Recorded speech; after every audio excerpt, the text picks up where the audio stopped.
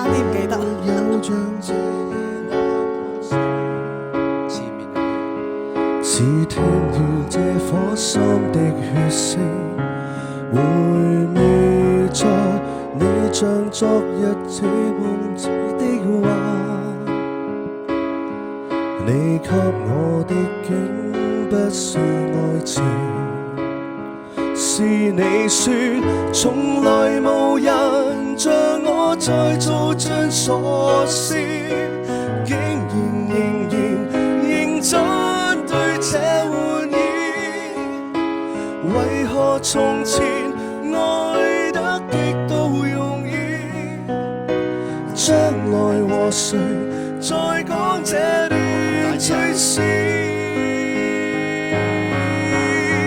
前面遊戲過後為何能捨得放手，是定律或是愛不夠，告訴我這段前面遊戲過後為何情不可永久，是事實並沒有真愛，或根本我未